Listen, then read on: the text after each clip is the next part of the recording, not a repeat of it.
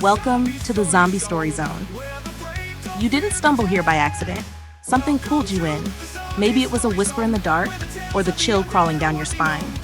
In this zone, the dead don't just rise, they hunt. Every story we tell isn't just a tale, it's a trap. A descent into a world where nothing is safe, no one is sane, and the shadows are always watching. Abandoned towns, cracking voices on broken radios, blood-streaked walls, and footsteps that shouldn't be there. This isn't fiction, it's a warning. And now that you've heard it, you're already part of the story. Think you can survive? Prove it. Smash that like button if your hands aren't shaking. Subscribe and ring the bell so you don't miss the next nightmare. Share this with someone who thinks they're fearless. And drop a comment below. Tell us what made you flinch. We're always watching and always listening. This is the Zombie Story Zone, where fear is real, escape is optional, and your nightmares have just begun. Graveyards to the streets, hear the whispers low. Every story's a thrill, come and let your courage show. Fight or flight, we'll unite. It was a normal Monday morning at Ridgewood High. The sky was cloudy, the kind that made everyone wish they were still in bed. Inside the school, the halls echoed with the sound of slamming lockers, half-hearted greetings, and the buzz of fluorescent lights. Maya sat in her second period history class, doodling in her notebook. She wasn't listening to Mr. Coleman talk about ancient wars.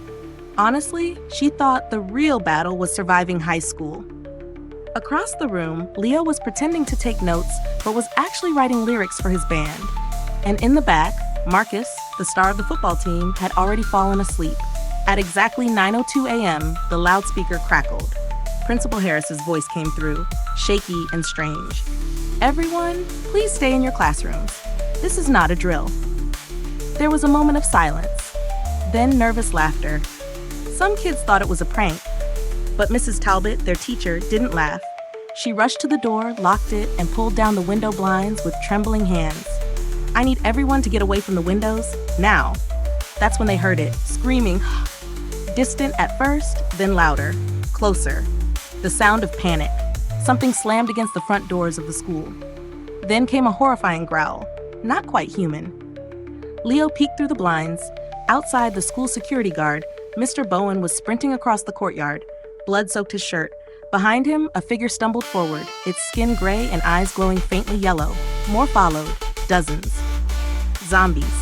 Maya's heart pounded. She knew what she was seeing. She'd read enough, watched enough, prepared enough. This wasn't a joke. This wasn't a movie. This was real, and it was only the beginning. The school fell into a chilling silence.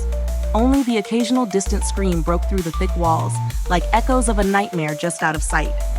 Room 2B was filled with the sound of quick breaths and whispered questions. No one knew what to do. Phones didn't work, no signal, no Wi-Fi. Messages wouldn't send. The world outside the school was suddenly cut off. Mrs. Talbot tried to stay calm, but the way her hands shook gave her away. We just need to stay quiet," she whispered. "Help will come." But Maya wasn't so sure. Help didn't come when you needed it in zombie stories. You helped yourself, or you didn't make it. She scanned the room, 22 students. Some were crying, some were frozen in fear. A few, like Leo and Marcus, looked ready to move, ready to do something.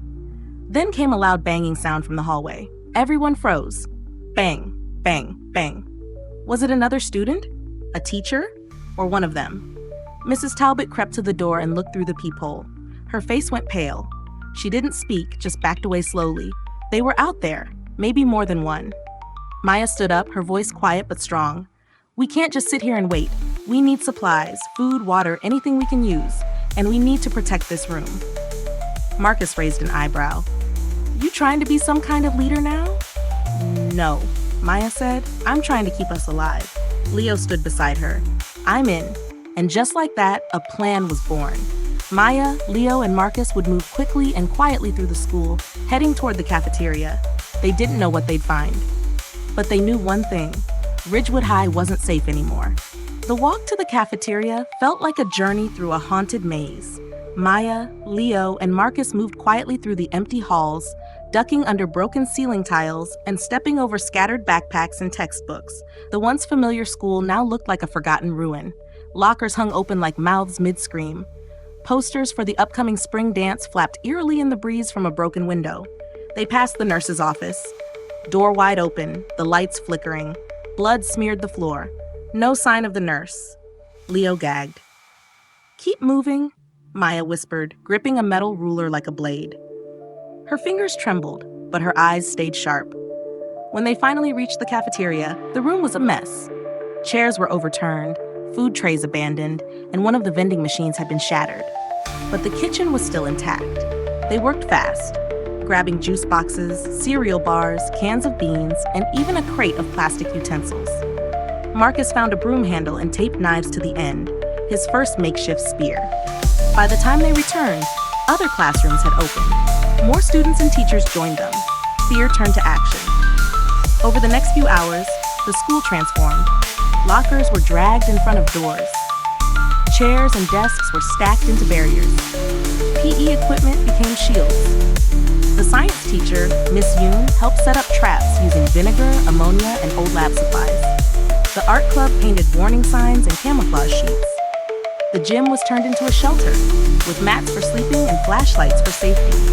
The library became their war room, where Maya started drawing a map of the school and marking safe zones. They called it Fort Ridgewood, a school no more, but a fortress in the middle of a nightmare. "We can't just survive," Maya told the group that night. "We have to protect each other. We're a team now." They nodded, scared but hopeful. Outside, the groans of the undead echoed through the night. Inside, they were ready. Fort Ridgewood held for days. The students adapted quickly. They created a rotation schedule for guards. The drama club built realistic-looking mannequins dressed like zombies to confuse the real ones. The tech kids rigged up motion detectors using parts from old robotics kits and classroom alarm systems. Hope began to grow, like a fragile flame in a dark tunnel. But then, the zombies changed. It started with a whisper. "Did you hear that?" Leo said during a late-night patrol. "That one, it didn't growl, it laughed."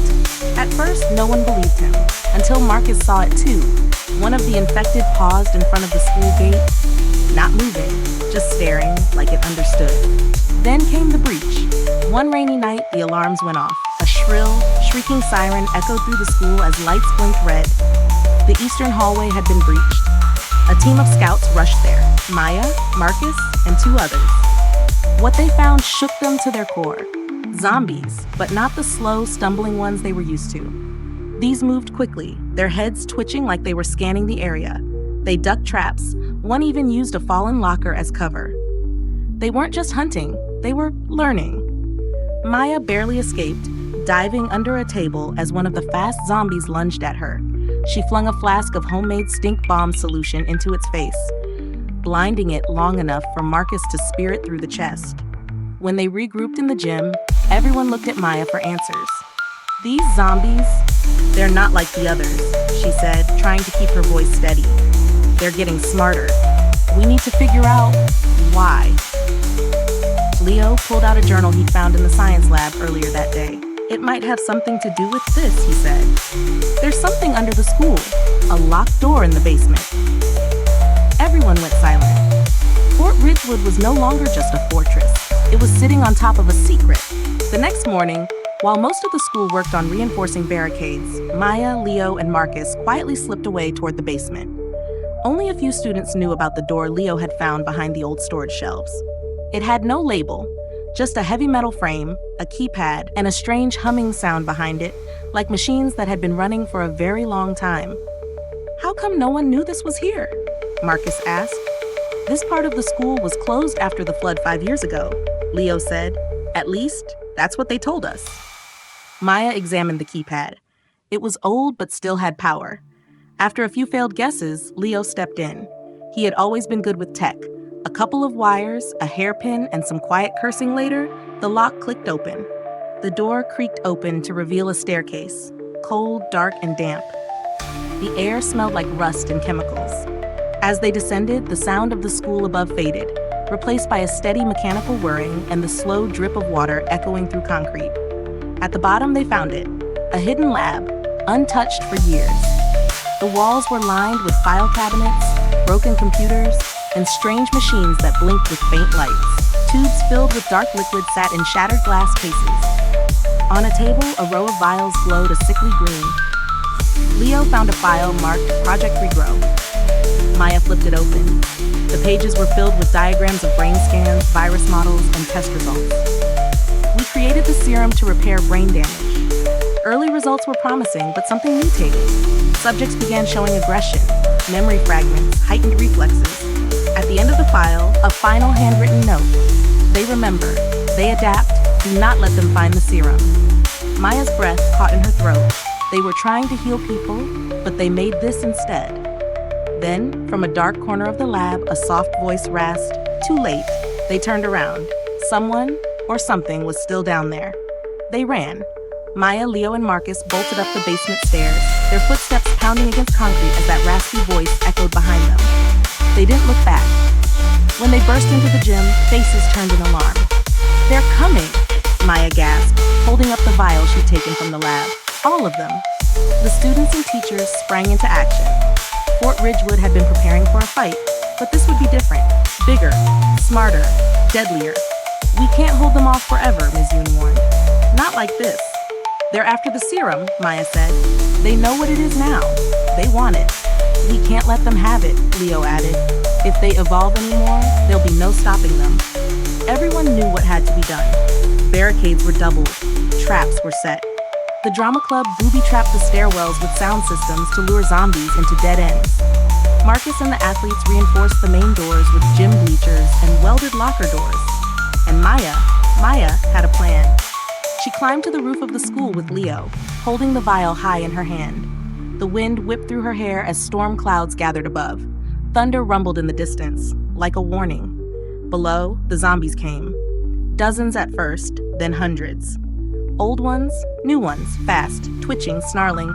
Some moved like animals, others like soldiers. The horde gathered at the base of the school. They didn't charge, not right away. They watched, waited. Then one stepped forward.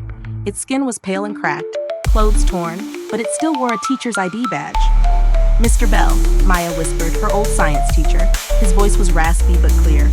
"You don't have to destroy it. We remember who we were. We don't want to hurt anyone. We want to be fixed." Maya's grip on the vial tightened. Every instinct screamed to toss it. End it now. But she hesitated. "Prove it," she called down. "Call them off." Mr. Bell turned slowly, let out a deep, guttural sound, and the horde stopped. Not one moved. Maya lowered her arm, heart pounding. The cure might work, but it wasn't just a cure. It was a choice, and Maya had made hers. Silence fell over Ridgewood High as Maya lowered the vial. The zombies stopped. Hundreds stood frozen in place, their glowing eyes fixed on the small glass tube in her hand. It was as if time itself had paused. Mr. Bell took a cautious step forward, arms raised. His voice trembled, barely more than a whisper. "Please, let us try." Maya hesitated. Then, slowly, she descended the stairs with Leo and Marcus at her side. As she reached the edge of the courtyard, she held the vial toward Mr. Bell. "We give this to you," she said firmly, "but if it's a trick, it's not," he interrupted. "We were part of the experiment. We were the first. This school, was a cover. They tested the serum here on staff and students. It didn't just cause the outbreak, it changed us. We're not just infected, we're part of it." Maya's breath caught. "Part of what?" Mr. Bell looked skyward, his eyes distant. "A hive, a network. The serum connects us. The smarter we get, the more we remember, the more we feel." He stepped closer and reached for the vial with shaking hands. But just before he touched it, Leo grabbed Maya and yanked her backward. "Don't give it to him," Leo shouted. "This whole thing, he planned it. I found more files in the lab. He was the lead scientist before he turned." Gasps echoed from the rooftop. Mr. Bell's expression changed, softer, sadder. "I wanted to save lives," he said, "but I made monsters. Now I want to undo it." Maya stared at the vial, her heart pounded. Could she trust him? Or was Leo right? Before she could decide, Marcus snatched the vial and hurled it to the ground. Smash! Green liquid splashed across the concrete. Steam rose. The zombies let out a guttural cry, staggering backward like they had been burned. "You made your choice," Mr. Bell said, voice hollow. The horde turned away, retreating into the woods. Maya stood frozen, watching them vanish into the trees. The school was safe, for now. But deep down, she knew it wasn't over. They'd asked for help, and she just told them no. The sun rose slowly over Ridgewood High, casting soft gold across the shattered windows and barricaded halls. For the first time in days, the morning wasn't filled with screams or growls. It was quiet. Too quiet. Maya stood on the roof, watching the forest where the horde had vanished just hours earlier. A part of her had expected them to come back, angrier, deadlier. But they didn't. The silence was almost heavier than the chaos. Below, Fort Ridgewood was breathing again. Students emerged from barricaded classrooms, blinking at the daylight. Teachers comforted the younger ones. The gym became a meeting hall, the cafeteria a relief station. It wasn't perfect, but it felt like hope. Still, no one forgot what had happened. No one forgot the choice. Leo joined Maya on the roof, his face tired but alert. "You think we did the right thing?" he asked quietly. Maya didn't answer right away. Her fingers brushed the broken edge of the vial Marcus had smashed. "We didn't know what would happen if we gave it to them. Maybe they would have changed. Maybe we missed our chance." Leo nodded. "Or maybe we stopped something worse," she sighed. "We tried to survive. That has to count for something." Down below, Marcus helped two students fix a broken window. He hadn't said much since throwing the vial. Maybe he was proud. Or maybe, like Maya, he wasn't sure anymore. That night, the students held a quiet vigil in the courtyard. A single candle flickered in memory of those lost. They didn't have all the answers, but they had each other, and they had time. But deep in the forest, far from the school, something stirred. A figure, half human, half monster, watched the candlelight through the trees. Its eyes glowed faintly, and in its hand was another vial. Unbroken. The story wasn't over. Not yet.